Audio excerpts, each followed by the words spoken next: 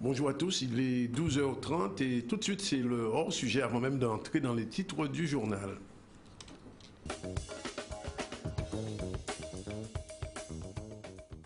Ce matin, la présentation du deuxième festival de notre cinéma en Caraïbes, ce qu'on appelle le Nouveau Regard. Alors ce festival, c'est bon, les animatrices, puisque ce sont un groupe de femmes, ont voulu présenter ce festival comme il se devait, avec les sponsors, avec la programmation. Bref, tout s'est bien déroulé puisque Priscilla Delaney et Pascal ont présenté ce festival dans toutes ses dimensions, puisque c'est la deuxième édition, je vous l'ai dit. Et puis, il y a eu aussi des élus, puisque Madame Jennifer Linon et Madame Tomaso, qui sont élus de la région, sont venus insister sur le fait que ce festival donnait l'occasion à des jeunes Guadeloupéens qui s'intéressent au cinéma d'être performants dans cette discipline, puisque vous savez qu'il y a un lycée audiovisuel qui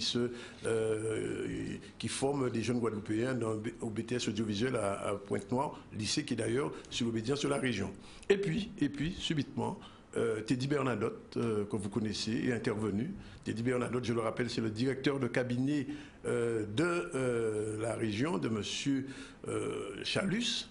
Et subitement, Teddy Bernadotte, on ne sait pas pourquoi, on n'a pas très bien compris, tout le monde a été étonné, a apostrophé en des termes assez durs les sponsors, le principal sponsor de ce festival, Canal+, devant même le directeur de Canal+, et son responsable de communication qui était interloqué, ne comprenant pas pourquoi, dans cette enceinte, devant la presse, devant le public, Teddy Bernadotte, qui est directeur de cabinet, pas président de région à notre connaissance, est venu interpeller les sponsors, leur disant, il a peut-être raison sur le fond, leur disant qu'il fallait que désormais que les chaînes privées comme Canal+, qui engrange beaucoup d'argent, il faut le dire, en Guadeloupe, devraient faire davantage pour soutenir le cinéma et les jeunes réalisateurs. Là, on est d'accord. Mais est-ce qu'on imagine le directeur de cabinet de Macron venant faire une pareille sortie devant la presse, devant des sponsors? Personne n'ose imaginer, mais ça s'est fait en Guadeloupe. Et ça ne se fera qu'en Guadeloupe. Teddy Bernadotte, visiblement, n'a pas été très apprécié par l'ensemble des personnes qui ont vu, y compris même les responsables de région qui étaient là, qui ont été un peu interloqués. Et aussi, il faut le dire, les responsables de Canal+, qui, effectivement, soutiennent ce festival, soutiennent des réalisations de cinéma, mais s'il fallait discuter avec eux de leurs exigences et des moyens qu'ils doivent déployer pour soutenir le cinéma, peut-être ça aurait dû se faire dans le cadre d'un bureau à la région, mais pas en public. Voilà, c'était le hors-sujet du jour. On revient à l'actualité. L'actualité, eh bien, ce sera nos invités. Ils sont déjà là. Nous recevons M. Tyrolien, KL Tyrolien, je précise, qui est l'un des organisateurs du festival, enfin, on ne peut même pas dire un festival, de ce mois de l'Afrique qui a débuté depuis le 2 février, qui se terminera dans quelques jours, le 23 mars. Il y a avec lui un conférencier, M. Clapopo. On parlera tout à l'heure de monnaie, puisque vous savez qu'il y a une question qui est brûlante en ce moment en Afrique, c'est la question du franc CFA. On devrait aborder cette question avec M. Clapopo. Un peu plus tard, nous allons recevoir deux artistes. D'abord, un photographe, M. Nabajot, qui fait une exposition. M. Nabajot qu'on connaît, qui est un très bon photographe, l'un des grands photographes guadeloupéens actuels. Ils sont quelques-uns, ils ne sont pas très nombreux, mais enfin, il est important. On va le recevoir. Et puis, on va recevoir aussi un musicien, Stéphane Castri, qui vient de sortir un petit album important, Basserie Thérapie. D'ailleurs, j'en ai deux à distribuer. Si vous êtes intéressé à recevoir cet album, il suffit simplement de nous appeler à Canal 10. Comme on dit, premier arrivé, gagné carbone. Les deux premiers qui en appelleront auront le plaisir de recevoir un album de Stéphane Castri. Ça vient de sortir et vraiment, c'est de la très bonne musique. C'est un bassiste, hein, Stéphane Castri. On va revenir à l'actualité après nos invités et tout de suite, les titres du jour.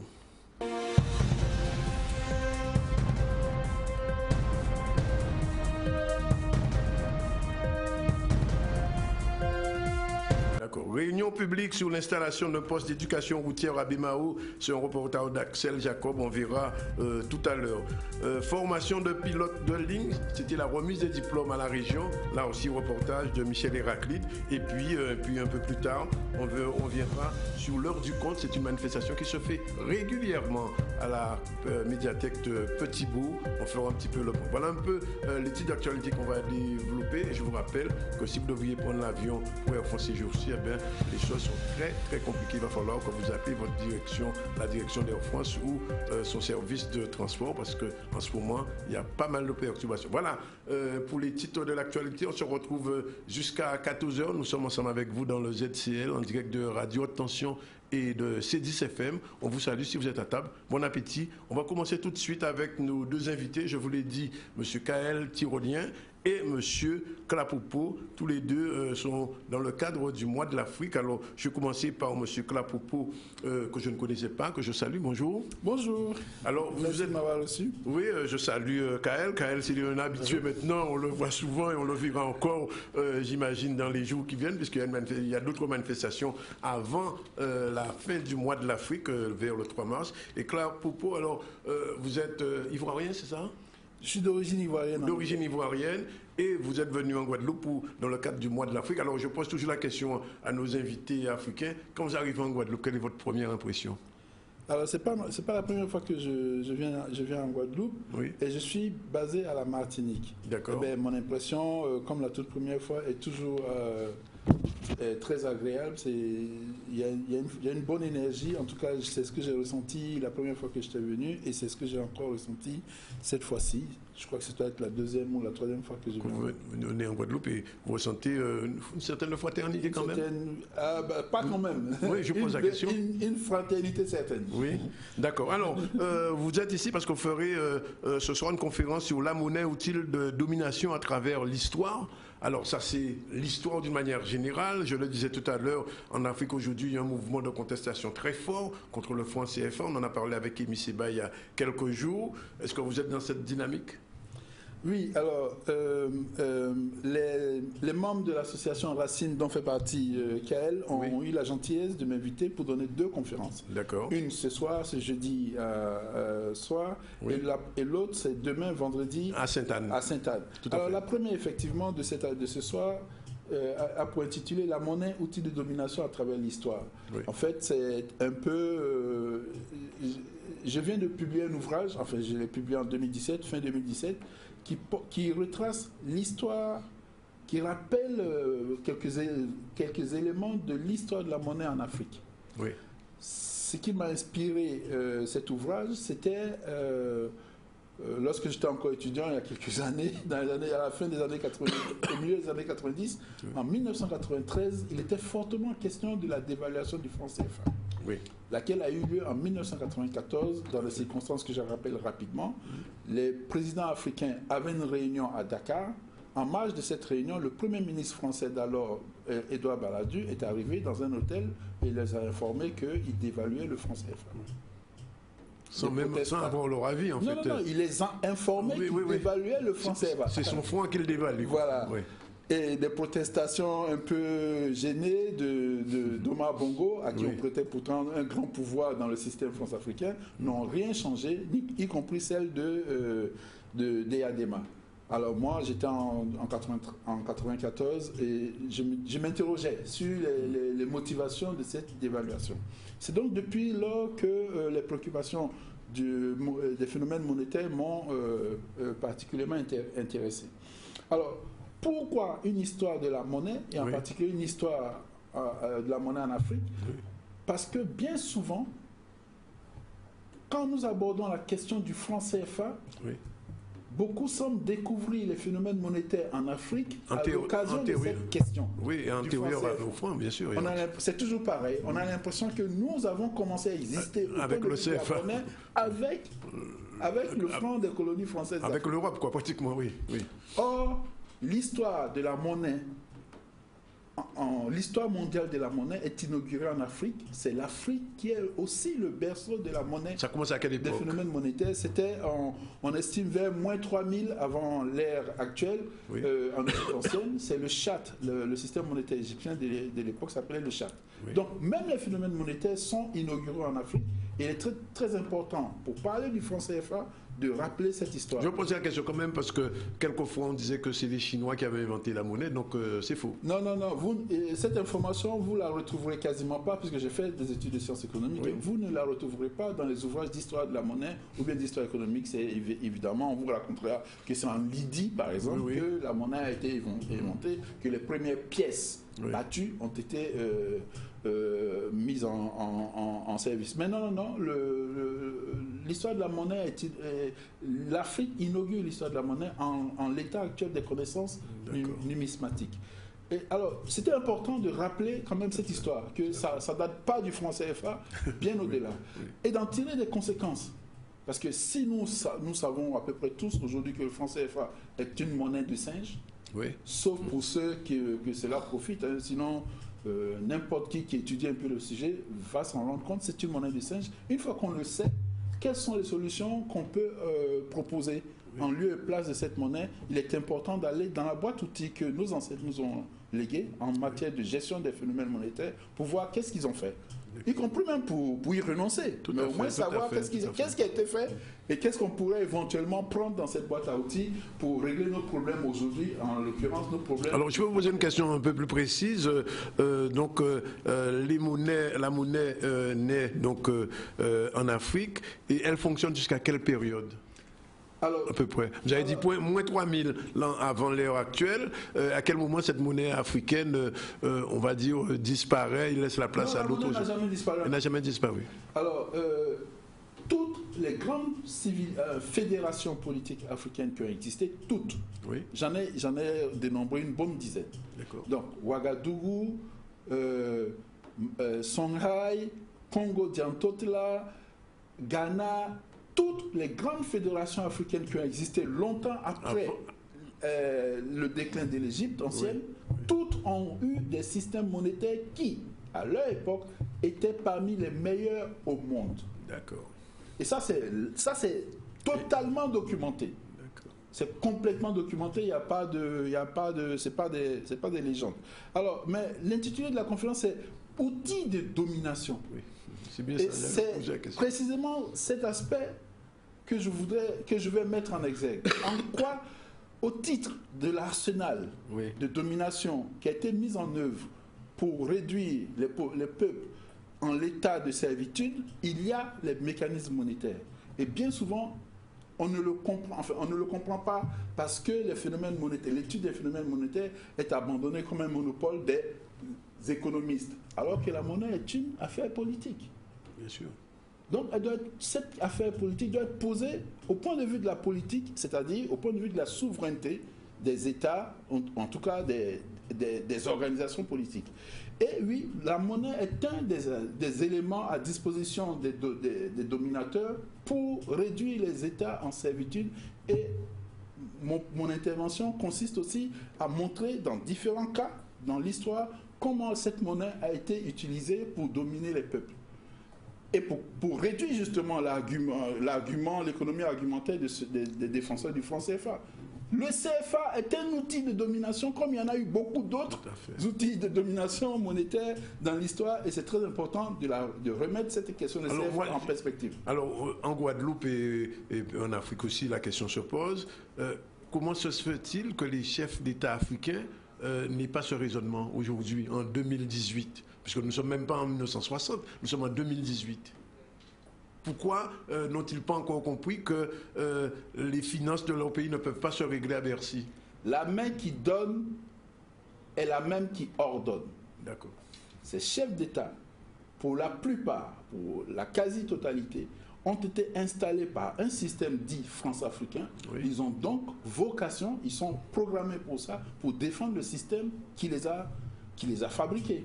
Oui. Donc c'est tout à fait normal. Et ils en profitent. Ils sont les premiers bénéficiaires du point de vue africain, dans la partie africaine, ils sont les premiers bénéficiaires de ce système. Oui. Pour en avoir la charge, il faut bien qu'ils soient rétribués, et ils sont très très très bien rétribués pour faire le métier, pour défendre le système dans lequel nous sommes. Oui. Alors, l'autre question relative aux pays de l'Afrique dite entre guillemets anglophone, lusophone, etc. Dans ces pays-là, il n'y a pas de CFA, mais il n'y a pas non plus de monnaie africaine, sauf un ou deux pays, je crois, qui ont réussi à préserver leur monnaie. Non, il y a beaucoup de pays africains qui ont un peu de monnaie, bien plus que un. Oui. Ou deux. On peut citer rapidement le Nigeria, le Ghana, mais aussi l'Afrique du Sud, non? Évidemment, l'Afrique du Sud, beaucoup de pays, l'Angola, le Mozambique aussi. Le Mozambique, tous les pays qui ont été indépendants après 1960. Oui, beaucoup de pays. Alors, je voudrais juste ajouter encore un pays qui va faire plaisir à notre ami. L'Éthiopie. Je ne l'ai pas cité, mais je l'attendais.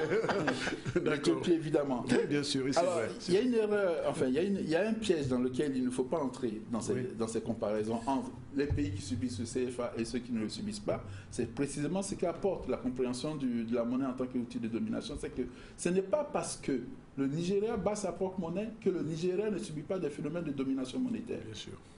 Bien entendu, ce n'est pas une question de nature, c'est une question de degré. Évidemment, la domination que subit le Nigeria doit être certainement moindre que celle que subissent les 15 États attachés au franc CFA. Oui. Mais les phénomènes de domination monétaire existent également au Nigeria, y compris en France.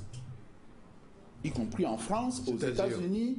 Je dis que les phénomènes monétaires mondiaux sont un monopole d'une oligarchie financière et que ces phénomènes mondiaux ont vocation à réduire les États, à dominer les États, quels qu'ils soient. Depuis le premier de ces États, les États-Unis, jusqu'au dernier des États africains que l'on peut citer, tous sont dominés par... sont sous la menace ou bien effective ou potentielle d'une domination monétaire. Alors, vous êtes dans la Caraïbe, vous savez que dans ces îles à côté de la Guadeloupe, de la Martinique, il y a des îles indépendantes où il existe une monnaie qui s'appelait le dollar biwi.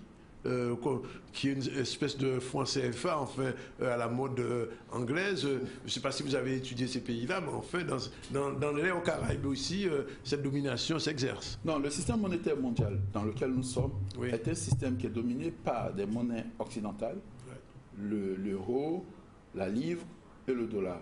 Ouais. Ces monnaies appartiennent à des officines privées. Bien sûr. Donc,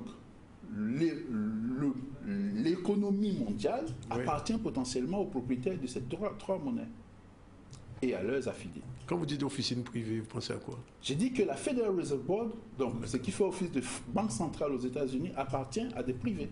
C'est une organisation privée. Oui, bien sûr.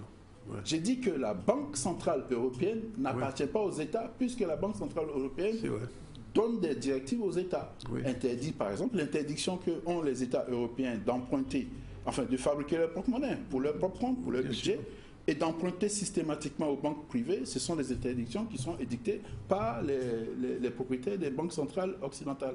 Je dis que la BERD, qui est l'organisme de compensation, est une organisation privée. Privé, tout à fait. Donc le système monétaire mondial, il est privé, appartient à des officines privées, à une oligarchie financière, et donc tous ceux qui sont dans ce système, à plus forte raison les ectoplasmes d'États que nous avons en Afrique, sont sous la domination de ces oligarchies financières. Une telle conférence est importante, mais je vous pose la question, comme nous sommes en Guadeloupe, nous sommes encore une colonie française. Quelle leçon nous pourrons tirer de votre intervention en tant que Guadeloupéen, puisqu'on espère peut-être un jour que notre pays arrivera peut-être à l'indépendance ou en tout cas une forme de responsabilité. Quand vous faites une conférence de ce type-là sur les monnaies, sur l'importance de la monnaie dans la domination, qu'est-ce qu'on peut dire pour nos pays? Précisément parce que nous sommes dans une colonie, la Guadeloupe, on peut considérer que la Guadeloupe est une colonie française, mais aussi les États les États CFA sont des colonies françaises. Hein. Une néocolonie. Ça, c'est comme vous voulez. Dans ce cas, la Guadeloupe non plus n'est pas colonie française. C'est une colonie, non? Elle est encore une colonie parce qu'elle n'a pas accédé à un stade de souveraineté. Oui, mais non. Non, la souveraineté, elle est pleine entière ou elle n'est pas. Oui, d'accord. Et une souveraineté pleine et entière doit être aussi monétaire. Oui. Ou bien n'est pas. D'accord. Manquer de l'un quelconque des attributs de la souveraineté, c'est manquer de toute la souveraineté. D'accord. En particulier si cet attribut consiste dans la monnaie. D'accord, on vous l'accorde. Donc oui, ces pays sont dans la même situation que la Guadeloupe et il est très important de bien voir que nos situations, du point de vue des mécanismes économiques et en particulier les mécanismes monétaires, sont particulièrement similaires, analogues. Donc un problème qui est considéré du point de vue du franc CFA concerne particulièrement la Guadeloupe dans une perspective de souveraineté politique qui est aussi nécessairement monétaire. C'était bien la question. Alors, peut-être la dernière question, que faire? Alors, je parle pour l'Afrique, peut-être oui, pour la Guadeloupe. Alors, les perspectives, parce que c'est très facile d'avoir des solutions qui sortent d'un chapeau. Oui, c'est clair. Mais les perspectives de résolution, c'est quand on a bien posé un problème, on a plus de chances de trouver des solutions. Alors, rapidement, pour ne pas vous faire la conférence ici. Non, c'est pas le cas. Non, au contraire, il faut que les gens viennent à cette conférence. On constate, quand on regarde dans l'histoire de la monnaie en Afrique, que le pouvoir de battre monnaie appartient toujours à la puissance publique. C'est normal. Oui. Et que ce pouvoir de battre monnaie qui appartient à la puissance publique repose sur deux choses.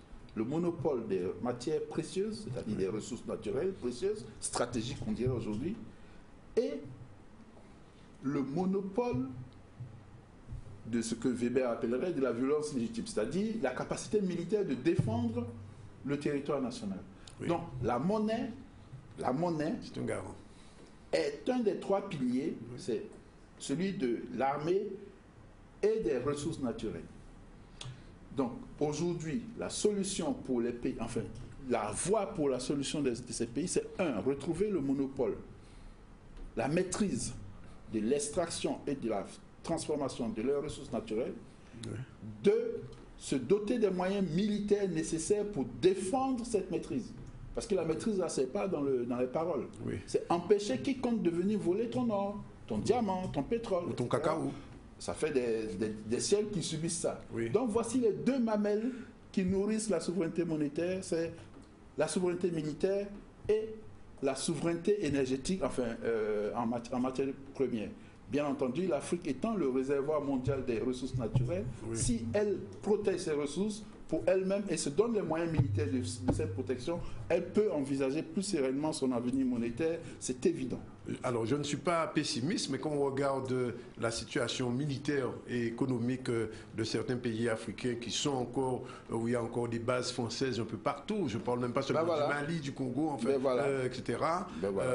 On comprend très bien que... Imaginez quelqu'un qui se fait cambrioler et qui confie la sécurité de sa maison à ses cambrioleurs. À son voleur. C'est un peu ce que les gens,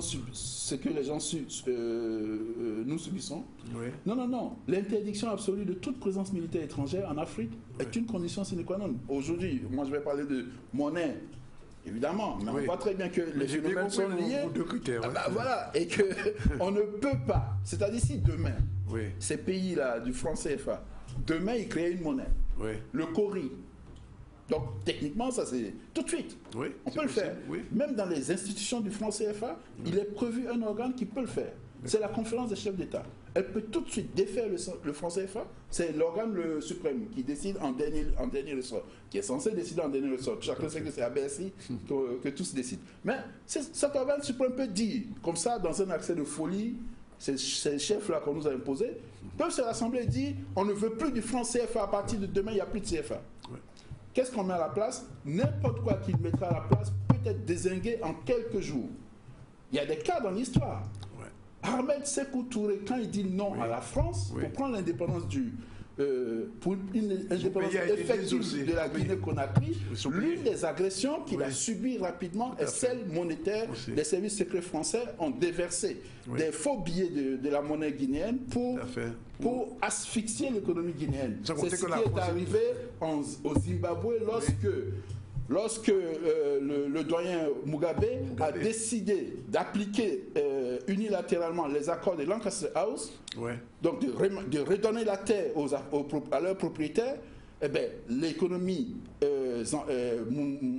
zimbabwéenne a été attaquée notamment par les mécanismes monétaires. On a parlé d'une inflation totalement stupide, qui n'a aucun sens, mais voilà.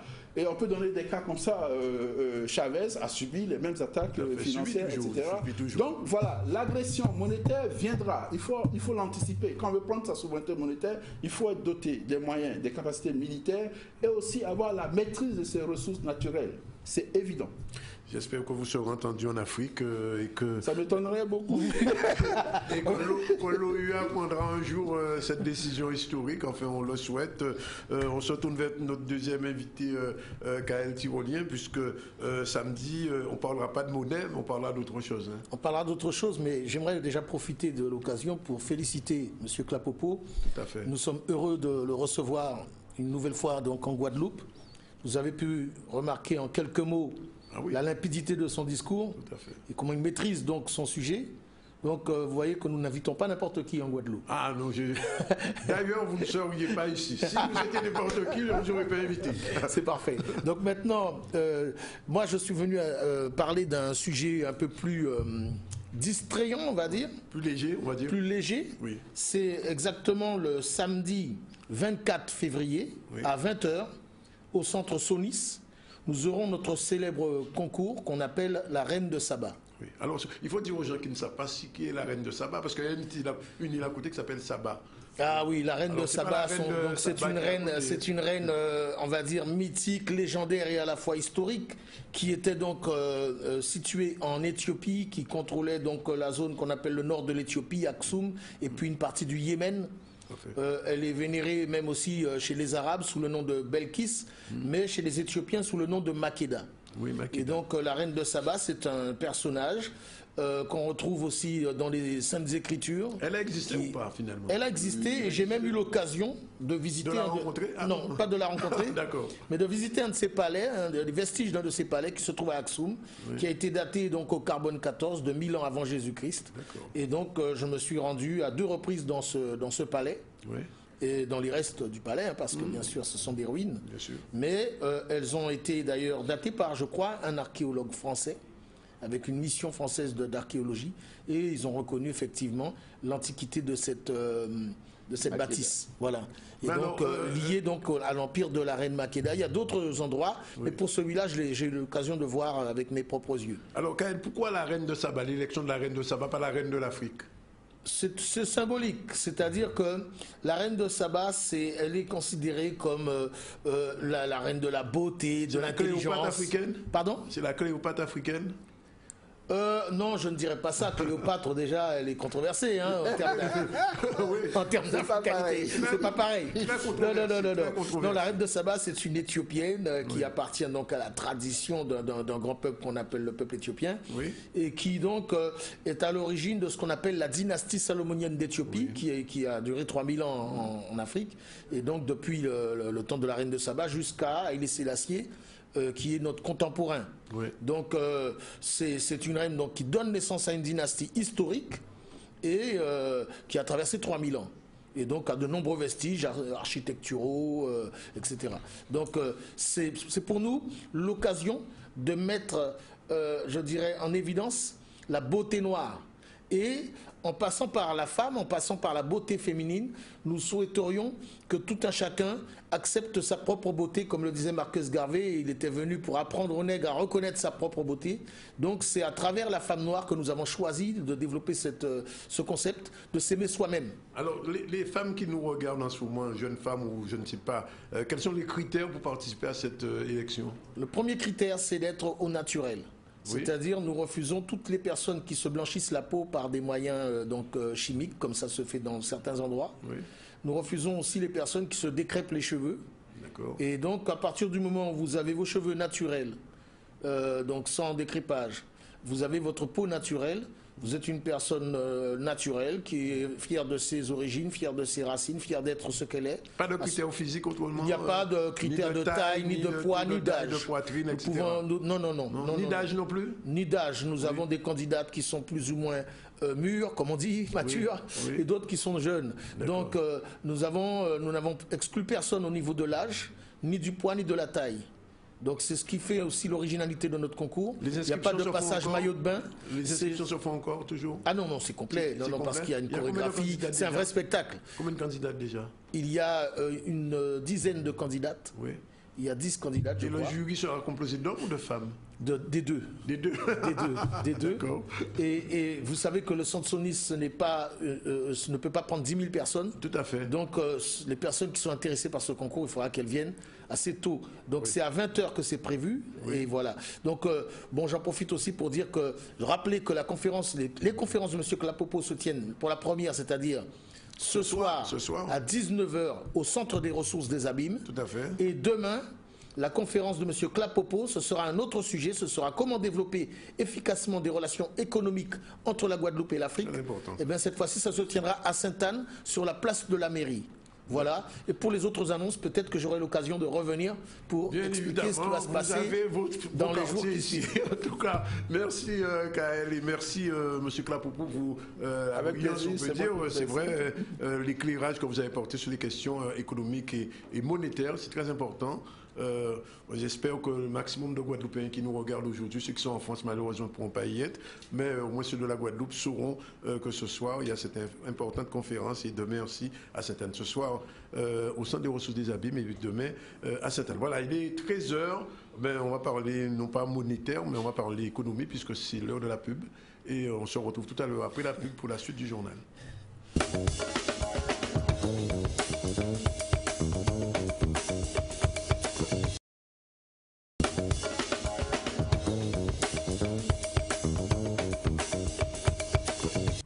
Voilà, retour donc sur le plateau du ZCL en direct de C10FM et de RHT. On a reçu tout à l'heure, je vous le rappelle, M. Klapopo pour sa conférence sur la monnaie, l'origine de la monnaie comme moyen d'oppression, on peut dire, coloniale. Bon, je vous invite donc, je vous rappelle donc cette conférence ce soir aux Abîmes. Mais là, on va parler d'actualité, mais dans un instant, on va recevoir Nicolas Namajotte, qui est un artiste photographique avec un projet, j'ai envie de dire, surdimensionné, le projet Camero Memorial Hack. On va en parler. Mais avant, on revient à l'actualité tout de suite avec cette réunion publique liée à l'installation de postes d'éducation routière à Bémao. C'était hier, oui, notre caméraman Axel Jacob y était tout de suite. Reportage.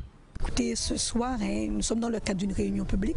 Il s'agit de rencontrer la population des environs de Bellecour d'une manière, en tout cas précise, mais surtout aussi la population bémaotienne, puisque je vous l'ai dit, c'est une réunion publique où toute la population bémaotienne est invitée. Invitée pourquoi?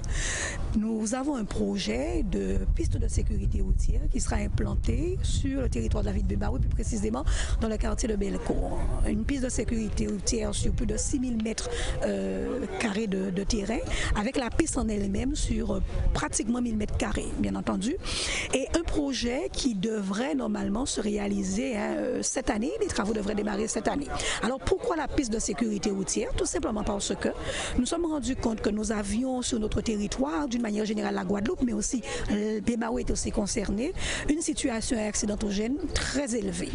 Donc nous nous sommes dit que non seulement c'est vrai, il faut pouvoir former les adultes, mais il faut surtout aussi pouvoir former la base. Former la base, c'est donc former les jeunes, former les scolaires. Et nous avons eu cette idée de piste de sécurité routière, bien entendu, qui sera là pour permettre à la fois aux jeunes du territoire, de la ville et des quartiers environnants de pouvoir s'y approprier, mais aussi d'une manière générale, les autres établissements scolaires de la Guadeloupe de pouvoir y venir, bien entendu. Cela pourra se faire par voie de convention avec les autres territoires. Bien sûr, vous comprenez.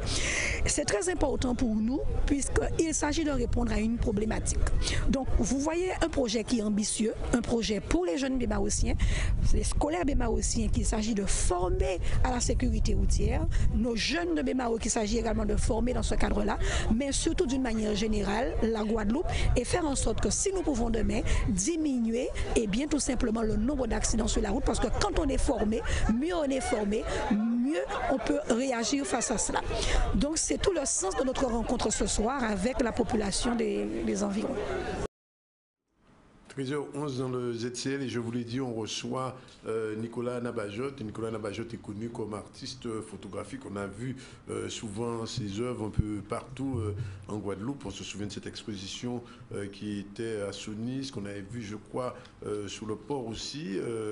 Mais cette fois-ci, c'est un autre projet Camero, qu'il a mis en œuvre. Alors, Nicolas, bonjour. Bonjour. Alors, expliquez-nous un peu ce que c'est que ce projet Camero. Camero, dans Camero, il y a un petit mot que ça ressemble caméra, enfin, ça me rappelle quelque chose. Mais le projet Camero, effectivement, un projet qui a commencé il y a déjà quelques années, hein, depuis 2013, avec des interventions en milieu scolaire à partir de l'appareil photo. Et en fait, le projet Camero est tiré du principe de la caméra obscura, en fait, qui est l'ancêtre de l'appareil photo, en fait, avant qu'on arrive à toutes ces fonctions sur les appareils d'aujourd'hui, on avait juste une chambre noire. Donc caméra obscura en latin, ça veut dire chambre noire. Chambre noire, oui. Et donc une chambre noire avec une entrée de lumière, donc qu'on va appeler aujourd'hui sténopée, nous permet d'obtenir une image. Et c'est ce procédé-là, en fait, qui a été récupéré à la fois par d'autres utilisateurs. Donc, tantôt, ça a été des gens qui étudiaient les astres dans le ciel. Ensuite, ça a été les peintres.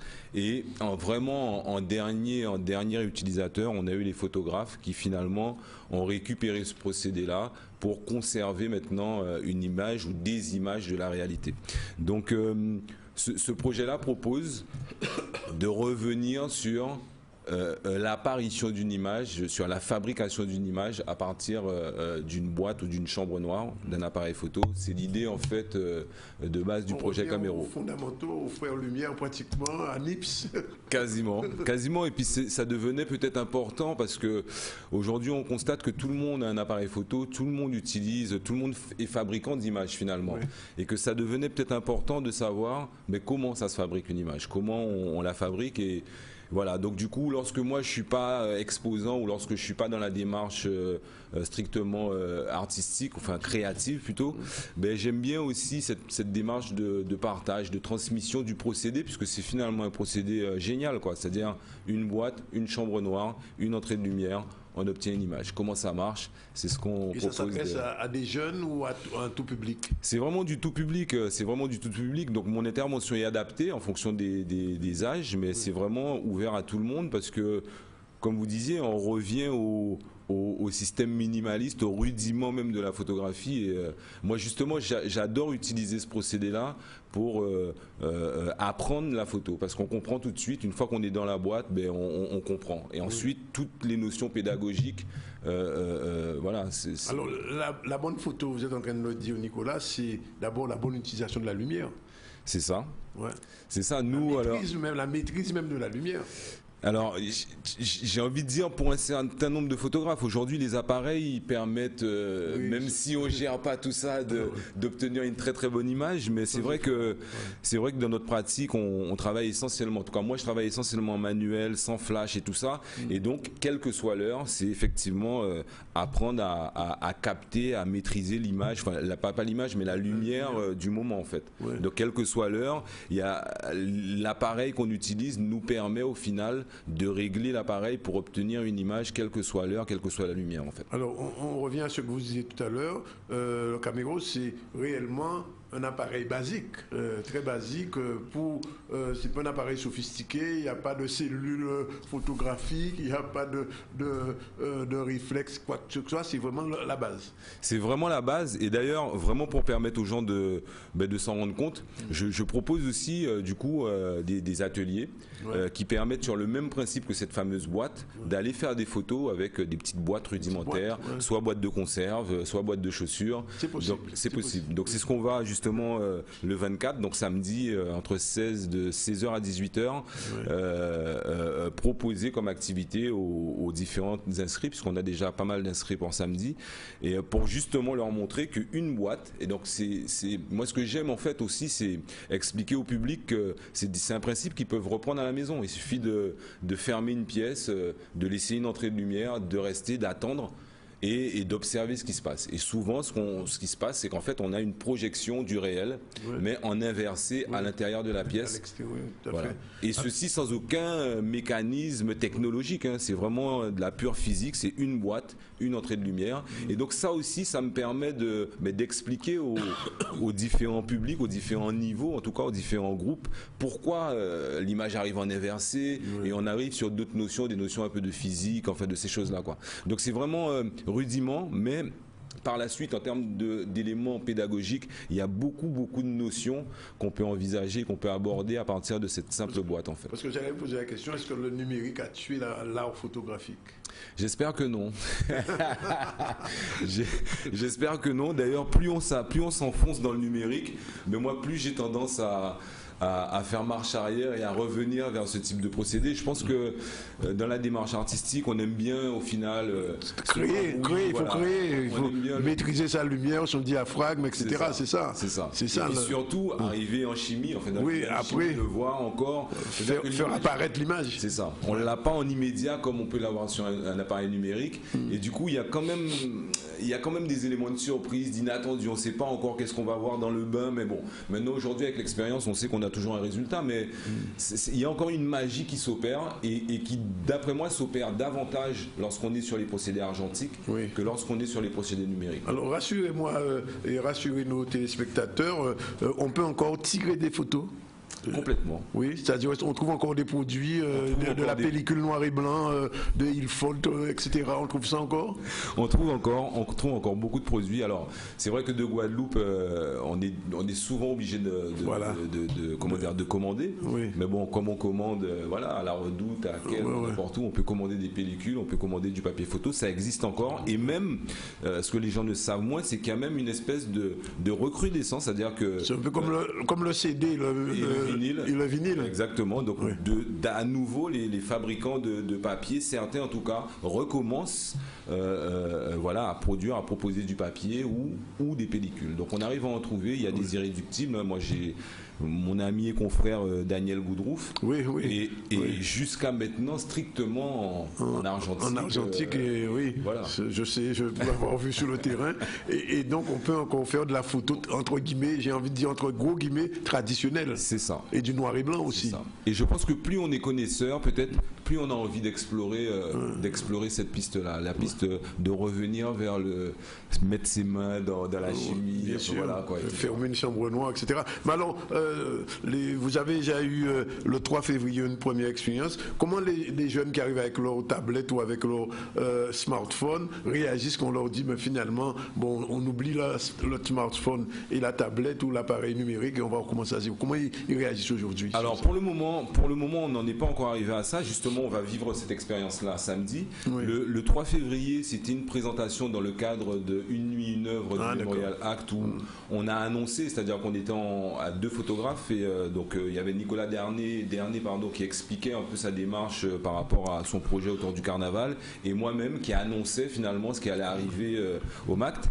Ensuite, donc là, ça a très très bien marché. On avait une salle d'une 60aine de personnes qui étaient assez curieuses du principe, du procédé, et qui justement, on a pris rendez-vous pour samedi. Pour samedi. Et aussi, il y a eu une présentation dans lequel il y a eu plusieurs manifestations avec Creole Garden, il y a eu Hip Hop Session, tout ça.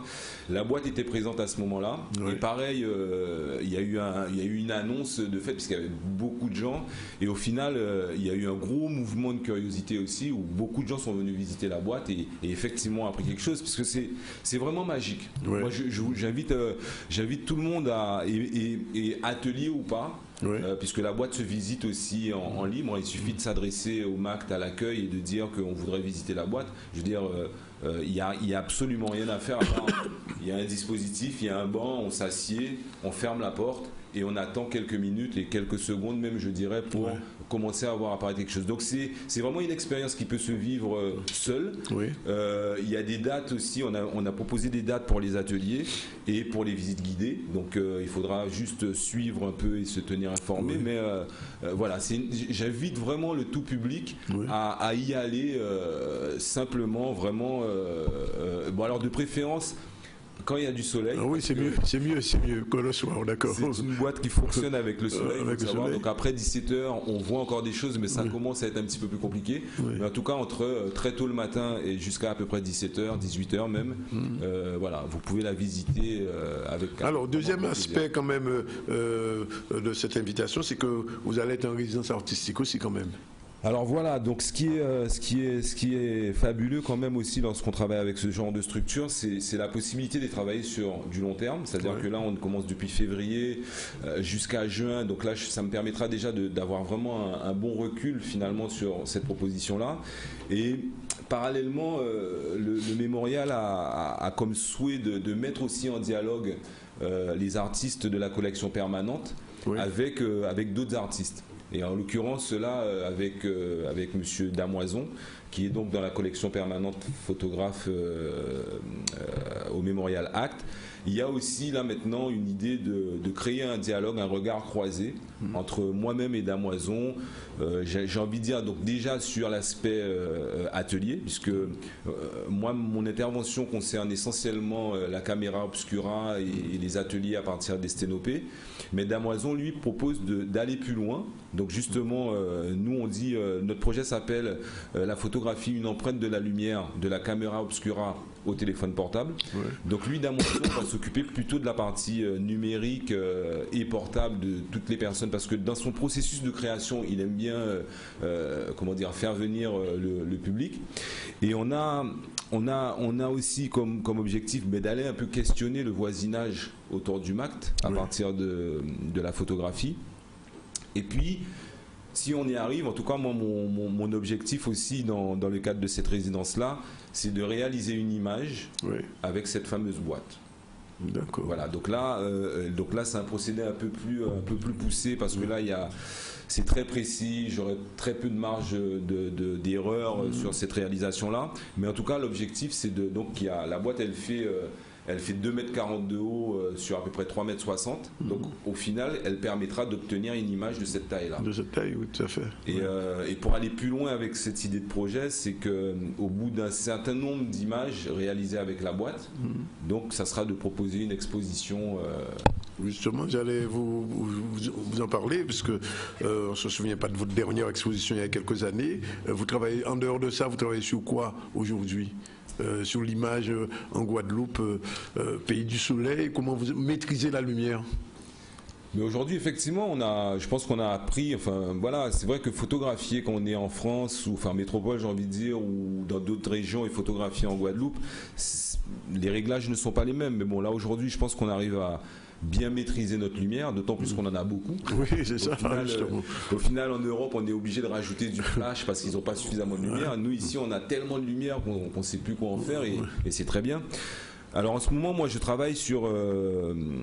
moi mon sujet de prédilection, ça reste quand même notre territoire, notre territoire élargi. Moi quand je suis rentré en Guadeloupe et quand j'ai commencé l'activité, je trouvais qu'il y avait un déficit d'image de nous-mêmes, par nous-mêmes, j'ai envie de dire. On a constaté, justement, je parlais de Woodroof et d'autres confrères. Choulem aussi, Manicom, tous ces gens-là.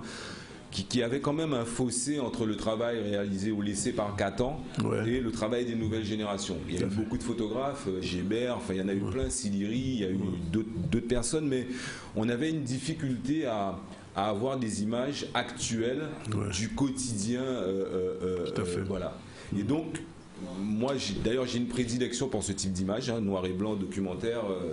Donc, l'idée, c'est de couvrir régulièrement la vie quotidienne du Guadeloupéen. Oui. Et en fonction aussi d'un certain nombre de sensibilités. Moi, j'ai quand même, je suis très attiré par les questions sociales, politiques, économiques et consorts. On ne s'appelle pas Nabajot pour rien. En tout cas, et artistique aussi. Oui, bien sûr. Et donc c'est vrai que certains sujets m'attire plus que d'autres, toujours dans ces mêmes questions-là. Et l'idée, c'est de prendre le temps. Alors moi, je suis pas dans un regard journalistique de montrer mes images de reportage, mais c'est vraiment prendre le temps d'illustrer une réflexion et de la livrer, au public. Donc ces temps-ci, je travaille sur une expo, ça fait déjà quelques années maintenant, qui s'appelle, sur une thématique, on va dire, qui s'appelle Liberté d'expression. Et voilà, que je pense présenter dans quelques temps, je ne dirai pas encore, parce que le travail est encore en cours. Liberté d'expression en ce moment, depuis que j'ai commencé ce sujet jusqu'à maintenant, j'ai l'impression que tous les jours on pourrait alimenter ce thème-là, tellement en matière de liberté d'expression en ce moment c'est compliqué. Donc voilà, quand ce thème-là, j'estimerais qu'il sera prêt à être présenté, il vous sera présenté vraiment avec plaisir. Ce sera plaisir de vous recevoir. En tout cas, si vous souhaitez donc être accueilli ou accueillir la boîte, le contact, ce que je vois, c'est le 0690 67 04 82. Il y a aussi un mail, projetcamero@gmail.com. Mais surtout, rendez-vous donc samedi 24 février. Il reste encore des places? Ça commence à être difficile parce que les places sont limitées, voilà, c'est ça, sur des activités comme la photographie, on a un nombre d'équipements, peut-être qu'il en reste. Alors le mieux, c'est effectivement de se renseigner, de se rapprocher du MAC. Puis ça se passe au MAC, oui. Ça se passe au MAC. Et donc sinon, la prochaine édition sera le 3 mars. C'est ça. Toujours 15h, 18h au MAC, en espérant qu'il y aura du soleil. À 15h, il y a quand même du bon soleil, oui. À 15h, il y a du bon soleil, même un petit peu nuageux, ça marche. Ça marche. Ça marche. Ok. En tout cas, Nicolas Navajotte, merci. En tout cas, je rappelle donc ce projet Camero qui se fait au mémorial, qui concerne pas seulement les enfants, mais tous les gens qui sont intéressés par la photo et surtout qui veulent redécouvrir les basiques de la photographie. Dernière question, Nicolas Navajotte. C'est une question très générale. Comment se porte l'art photographique en Guadeloupe aujourd'hui? Mais moi j'ai envie de croire que ça se porte bien. Je vois de plus en plus d'apparitions de nouveaux photographes. Il y en a vraiment qui travaillent super bien. J'ai deux noms qui me viennent en tête. Je pense à Hicham Calvados, je pense à Adeola Bembe. C'est voilà, il y a une nouvelle écriture photographique. Je pense que le marché est très florissant. Il y a de plus en plus de gens qui font des images et je dis c'est très bien, continuons à faire des images. Alors maintenant, ça c'est l'aspect purement faire des images. Maintenant, vivre ou travailler ou gagner sa vie de la photographie, c'est autre chose. Je pense que c'est autre chose. En Guadeloupe, on a encore il y a encore quelques étapes à remplir, de compréhension déjà de comment fonctionne ce secteur-là et de respect du fonctionnement. Là, on a encore beaucoup d'efforts. Et des fois, c'est pas tellement des fabricants d'images ou des usagers. Enfin bon, voilà. En tout cas, on a encore pas mal d'efforts à faire. Les collectivités n'achètent pas encore assez d'images, il faut le dire. Je le dis pour vous. En tout cas, merci d'être venu. Très rapidement, on va aborder le deuxième thème, le deuxième sujet de l'actualité. C'était cette réunion sur la formation des pilotes de ligne, puisque vous savez que depuis quelque temps, en Guadeloupe, on s'efforce de former des pilotes de ligne guadeloupéens, puisque bon, nous n'y sommes aux Caraïbes, Air Antilles, etc., etc. Et donc il y avait une remise de diplôme et c'était devant Michel Héracli, de reportage de Canal 10. Oui, nous sommes ici aujourd'hui pour la cérémonie de remise de diplôme de Thierry Jolet, qui a bénéficié de l'aide individuelle à la formation de la région, formation donc à titre individuel, qui complète les formations donc collectives mises en place par la région. L'aide dont a bénéficié Thierry Jolet est de 10 000 €. Nous avons eu à cœur de l'accompagner dans son projet professionnel. Il a d'abord eu la licence de pilote de ligne classique et il nous a sollicité pour la licence de ligne commerciale. Donc, sachant que c'est une formation qui a un potentiel en termes d'insertion professionnelle, c'est tout à fait logiquement que la région, fort de ses compétences en matière de formation professionnelle et d'emploi, a eu à cœur d'aider ce jeune. L'aide individuelle à la formation dont a bénéficié Thierry Jolet était de 10 000 €. Ce sont des formations qui sont très onéreuses, et c'est en cela que la région d'ailleurs se projette sur un dispositif partenariat qui fera en sorte de pouvoir absorber, je dirais, toutes ces demandes de formation de pilotes de ligne que nous recevons aujourd'hui et qui ont qui nécessitent justement des coûts de financement importants. Et ça suppose de pouvoir mettre en œuvre des dispositifs qui aident les jeunes à accéder à leur projet professionnel. Donc pour aujourd'hui, je suis très content de participer à cette remise de consécration de pilote de ligne, parce qu'à partir d'aujourd'hui, maintenant, je suis officiellement pilote de ligne, un rêve d'enfant qui a débuté à l'âge de 4 ans. Donc à la base, j'étais déjà à la Guadeloupe, j'étais sportif de haut niveau en équipe de France de cyclisme sur piste pendant à peu près 7 ans à Paris, et j'ai arrêté ma carrière en 2012 aux Jeux de Londres pour faire mon rêve depuis tout petit. Au début, c'est vrai que j'ai eu des controverses en disant non, tu n'as pas le niveau pour et tout, mais en ayant effectué du travail et en étant sérieux, on arrive à tout ce qu'on veut. Donc je me suis mis au boulot, j'ai travaillé, j'ai contacté les bonnes personnes pour me renseigner, savoir ce qu'il y avait à faire. Et du coup maintenant ça a payé. J'ai enfin un bureau qui se situe dans les nuages, j'ai arrêté de pédaler pour être assis et je passe mon bon temps à voyager entre les îles, à faire mon rêve et à conduire des avions, un rêve d'enfant. Donc si je peux donner un petit conseil à tous les jeunes qui souhaiteraient faire pilote, c'est d'effectuer leur rêve, d'aller jusqu'au bout, et que souvent c'est le travail qui paye. Voilà. Aérofutur est une société qui est spécialisée dans la formation donc, au métier de pilote de ligne. C'est une société qui est basée à Perpignan, donc dans les Pyrénées-Orientales en France. Et aujourd'hui, donc, nous sommes en Guadeloupe pour le lâcher de notre premier stagiaire qui a été donc sous contrat avec Air Antilles, donc Thierry Jolet, qui est d'ailleurs un ancien sportif de haut niveau de la région Guadeloupe, qui a participé aux Jeux de Londres. Et donc c'est à ce propos que nous sommes réunis aujourd'hui pour lui remettre donc ses galons d'officier pilote de ligne donc au sein de la compagnie Air Antilles.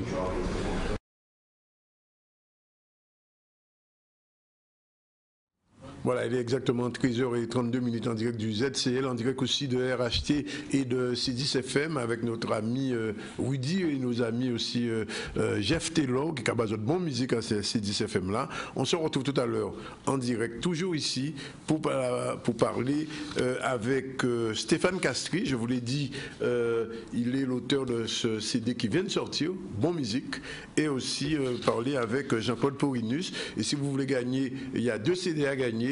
26 73 03, premier arrivé gagner Carbone, je vous l'ai dit. Appelez tout de suite et vous gagnez ce CD, il est à votre disposition.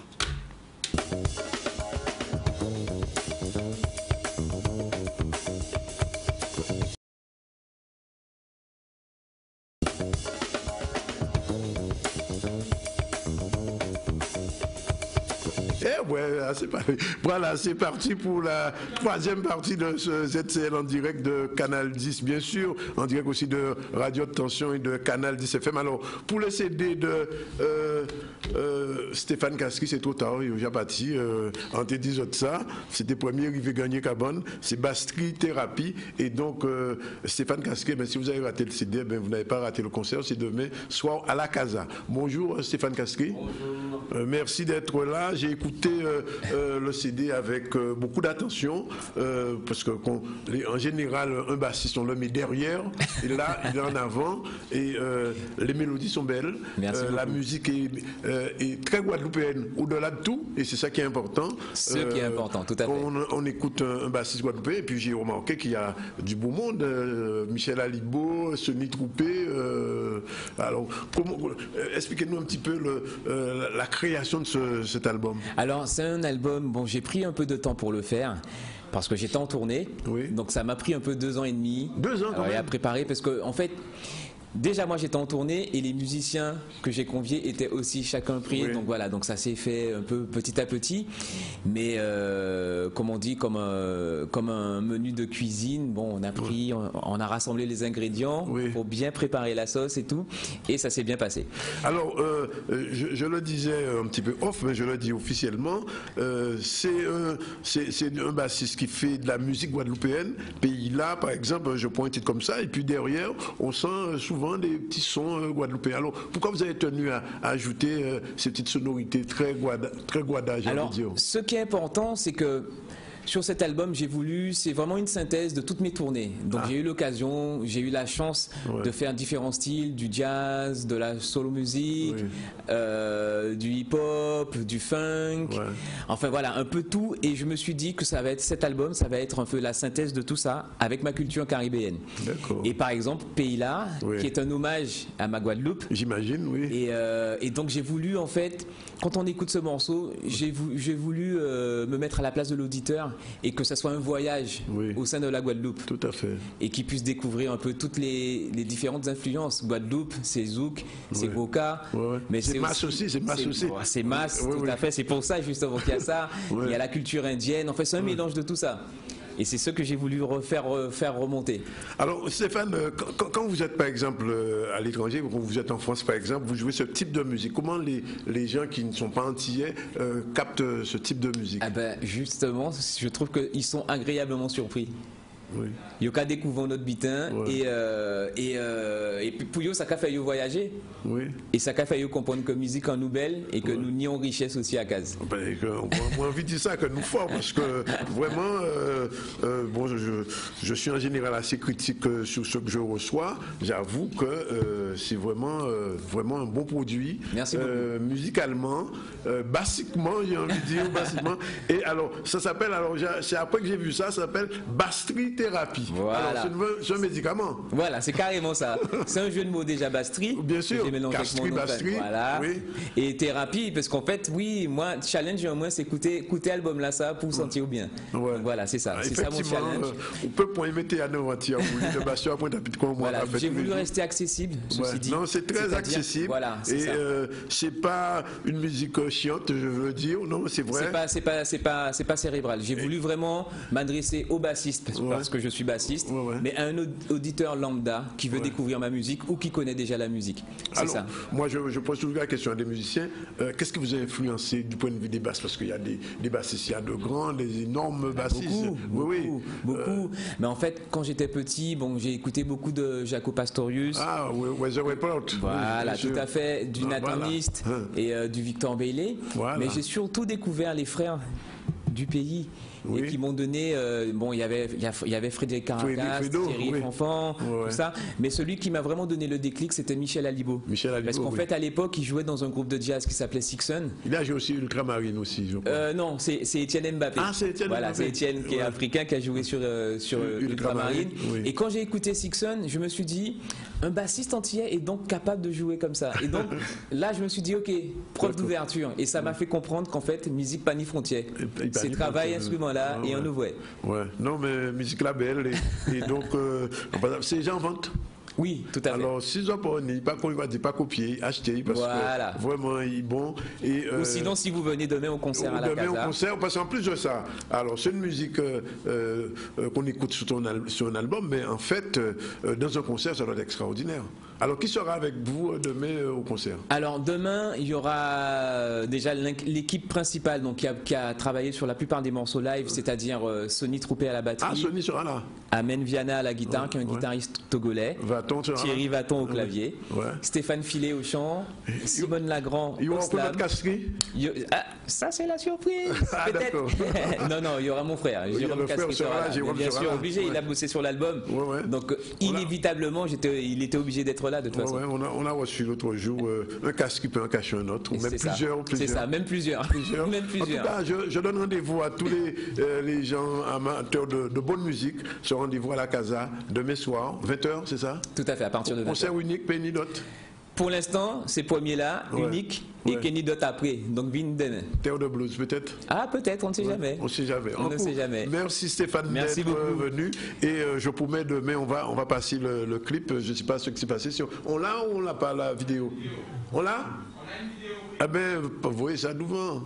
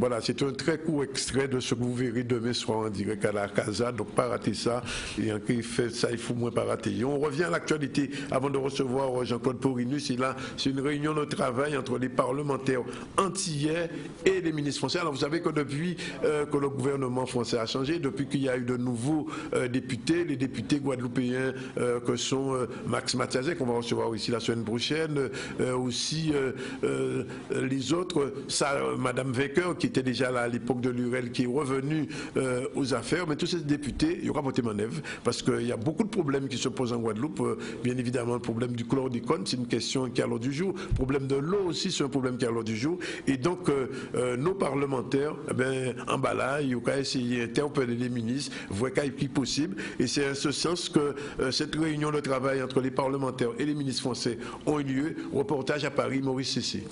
Eh bien, ce n'est qu'un début, parce qu'au niveau économique, au niveau écologique, il y a des conséquences, on le sait. Donc maintenant, nous avons demandé d'une part que des crédits soient fléchés pour poursuivre la recherche biomédicale. Nous voulons également que les terres qui, pour le moment, ne peuvent pas être exploitées, qu'il y ait des mesures qui soient prises pour ce qui concerne les cultures hors sol, parce qu'il y a des possibilités, mais qu'on accompagne les agriculteurs. Il faudrait également qu'on poursuive toutes les recherches concernant les enfants et particulièrement concernant la puberté précoce. Il y a également des mesures. Alors, on doit travailler encore avec le ministère de l'Environnement, avec les autres ministères, mais aussi avec les responsables des collectivités, notamment au niveau de la Martinique et au niveau de la Guadeloupe avec la région, le département. Donc, c'est un début. Donc, les trois ministres qui étaient là, il y a une volonté, on le comprend, mais maintenant, il va falloir qu'on sera très vigilant par rapport aux attentes de la population, parce qu'il y a une très forte inquiétude, notamment pour tous les produits qui sont vendus sur nos territoires et qui ne relèvent pas justement des contrôles, parce qu'il y a un certain nombre de normes qui sont les nôtres. Nous obéissons aux normes européennes. Les agriculteurs ont de fortes contraintes, ils ont de grosses dépenses, ils ont de faibles revenus, et en même temps il y a une grosse concurrence avec d'autres produits qui ne sont pas contrôlés et qui sont sur le territoire. Donc nous ne savons vraiment pas ce que nous mangeons. Il y a beaucoup de produits qui arrivent. On dit aujourd'hui qu'il faut privilégier les circuits courts. Donc nous voulons vraiment que le gouvernement, mais aussi au niveau local, qu'il y ait des contrôles, suffisamment de contrôle pour nous garantir la qualité de ce que nous mangeons. Donc aujourd'hui, il y a là c'est un début, c'est vraiment un début. Il y aura d'autres réunions, il y a des engagements qui sont faits et il y aura évidemment à être vigilant. Et nous, en tant qu'élus, nous devons justement être là pour informer aussi nos populations et participer un petit peu à la construction et à la prise en compte de ces problématiques. C'est une première. Nous, on a assisté à une réunion avec les trois ministres, la ministre à l'initiative de la ministre des Outre-mer, le ministre de l'Agriculture, la ministre de la Santé. Donc il y a des propositions qui ont été faites, des propositions relatives à la reprise des études, les propositions relatives à des négociations avec l'Europe concernant les limites maximales de résidus, pour en tout cas les ramener au niveau initial. Des propositions qui ont été faites en ce qui concerne la cartographie pour que les gens sachent, la population sache exactement quels sont les sols qui sont pollués. Mais surtout, nous avons beaucoup insisté pour que les études soient reprises. Parce que nous ne pouvons pas comprendre qu'on nous oppose un problème de méthodologie ou un problème de financement, alors que la vie de notre population est en danger avec cette molécule qui peut rester, qui reste de toute façon, qui ne se détruit pas, qui reste dans le sol pendant plusieurs... Voilà, vite fait, donc Max Mathiazet, Hélène Vainqueur, Serva, bon, on en a parlé. Et la dimension artistique de la Guadeloupe ne se dément pas, puisqu'on va recevoir Jean-Claude Porrinus, bonjour. Bonjour. Animateur socioculturel à la MFR du Lamentin, et un étudiant, Stanley Bocal, bonjour. Bonjour. Et tous deux, demain, vont participer à la Nuit du Conte. Alors, la Nuit du Conte, en général, on a dit que la télévision a supprimé le compte, mais finalement, compte à Kembe. Oui, compte à Kembe, mais nous pouvons dire compte à Gourmet aussi. Oui. Parce que c'est pour ça que je joue là ça.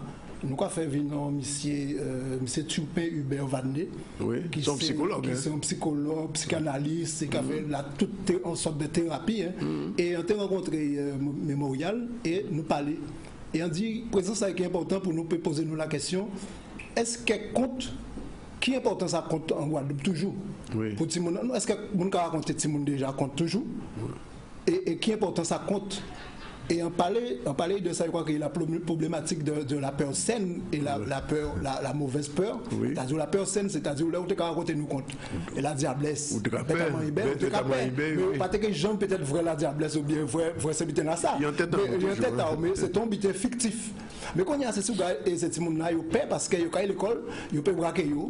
Ça peut être un fusil, ça peut être un couteau. Mais c'est ça qui a créé une peur violente.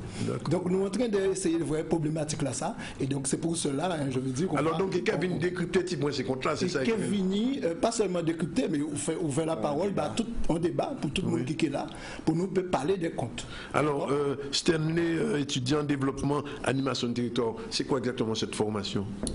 C'est un BTS sur 2 ans qui consiste à être, enfin moi dans ma fonction de charge de projet à la MFR, mais ça consiste à être développeur, technicien supérieur développeur. Dans quel domaine? Sur le territoire. Alors quel est le lien en âge avec le compte? Le compte, c'est un projet sur lequel j'ai été chargé. Il y a des examens à passer à la fin de l'année et sur lequel on m'a laissé c'est comme un travail pratique. Exactement ça. Voilà.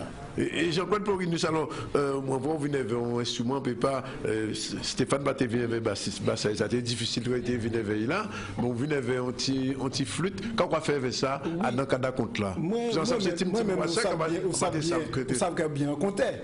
Moi-même aussi on comptait. Et on a travaillé pour tout le monde depuis les années 80-83. Nous avons découvert moi, mais ça fait longtemps nous sur le terrain. Et avec César, oui, se connaître. Nous faisons le théâtre avec Julien Lomo et tout ça. Je confirme. Donc je suis actif parce qu'au niveau de la maison familiale, je suis animateur socio-culturel. D'accord. Donc je travaille avec les jeunes à partir de 13h jusqu'à 21h30. Et nous, chez nous, c'est un pensionnat de jeunes filles. Et les jeunes filles, pour comprendre, content qu'à raconter les soirs, parce qu'il faut y avoir paix pour y aller. Je peux poser une question. Est-ce que le compte a commencé toujours par Tim Tim? Compte a commencé toujours par Tim Tim. Et effectivement, des boulons font là, tout ça, et jusqu'à présent, il y a fait recherche, des gens font des recherches pour savoir d'où sort le crack. Personne ne le sait. Et d'où ça sort. Donc je suppose que c'est endémique à la Guadeloupe, c'est bien en nous. Quoi de ça? Oui, Sainte-Lucie, peut-être qu'a dit, peut-être, mais nous tout près. Non, c'est tous ces comptes-là sortis à dans la même matrice là, on sait ça. Donc on parle moins d'instruments là. Alors, qu'est-ce que c'est instruments là ça? Ce sont des instruments, des flûtes en bambou que moi j'ai fabriqué moi-même. On a fait toute tonalité, donc M. Castri qui a grand bassiste connaît ça, musique, et qui fait autant de son. Parce que on ne peut pas faire au fond, bien sûr.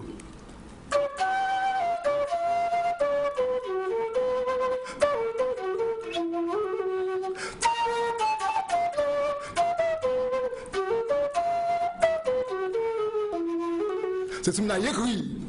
Il y a musique. On balance ça, tout ce film là regarder. Et donc, là, on va jouer contre là, on va vous bailler un petit coup de musique de temps en temps, c'est comme ça. Ah, mais en l'eau, parce que ça, on n'a pas rendu compte, c'est que contre là, là, on va faire belle contre avec Simon, surtout actuellement moderne, obligé qu'on y a là, nous, quand on travaille avec des corps. Donc, moi-même, en marionnettiste aussi, on a fabriqué des personnages, des marionnettes. C'est-à-dire que là, quand on parle de Papa Diable, nous, qui fait Papa Diable paraître. Carrément. Tu comprends ce qu'on dit? Donc, c'est-à-dire que c'est Simon, on a brisé un support. Donc, voilà, nous, musique, nous, tout ça, dans compte là. Stanley, qui j'en vous, quoi réussi tout voir dans l'univers là, ça? Parce que, on a posé une question, réponds-moi sérieusement. Est-ce que, tout petit, est-ce que tes parents te racontaient des contes, te disaient des contes? Pas mes parents, mais je participais des fois à l'école, des activités culturelles. Donc, parce que il disait que le conte ne disparaît pas, parce que ni des mondes qu'on vous, qu'on Benzo, on fait. Pas que monde qui a relancé contre là. Donc, télévision, pas que contre là, finalement. Non.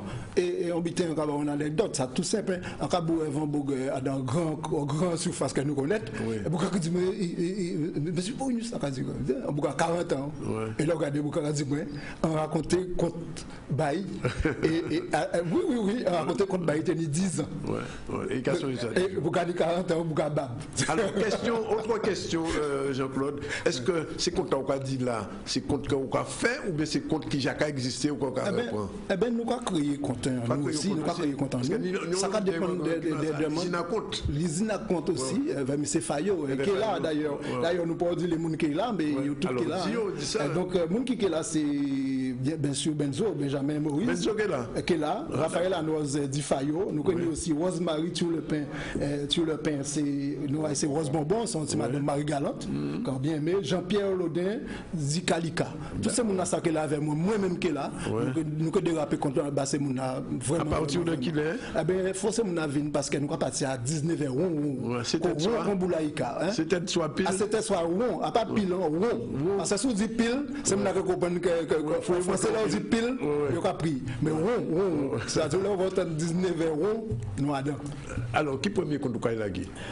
Eh bien, nous tous, nous jugeons petit frère. Moi, nous venons extrait. Sans extrait, parce que c'est contre la messie. Un tout petit frère. Bon, eh bien, et contre là, ça, c'est, je crois que ça l'a blé, parce que son histoire a un poisson. Parce qu'on a tenu une joie blé, il tenu qui est blé, il a crié la blé. Et son poisson, il vient trouver prix, mais forcément on a vu pour ça parce que son poisson qui vient trouver prix en filette. Pourquoi? Parce que on n'a pas tenu bré pour manger. Quand il y a mon qui manger, quand il y a un supermarché, mais manger là c'est rare. Et famille là c'était une famille à pêcher, pour gâter manger pêcher. Et là pour gavin savent que ces fillettes là, il y a qui chante, on chante avec poisson là cavine, poisson là des plus gros qui ont baleine alors ils dit qu'on y manger et ils poigner poisson là. Alors monde qui en vivre qui rive la blé, il faut yo venir jour là ça demain soir pour me raconter complètement toute l'histoire à la blé. Merci. Nous peut-être bouton parce que si nous n'y vous avez un dernier sujet là. 2 minutes, l'heure du compte justement, c'était à la bibliothèque de Petit Bourg, ça tombe à pile, vous partez ça là, voilà, voilà, mais on termine avec l'heure du compte en direct dans le ZCL sur C10 FM et sur Canal 10 bien sûr, et sur RHT, voilà, il est pratiquement 14h, mais je connais t'en écouter. Cet après-midi, comme les 3e mercredis de chaque mois, nous proposons aux lecteurs, enfin, surtout aux parents, et à leurs enfants, 1 heure de conte.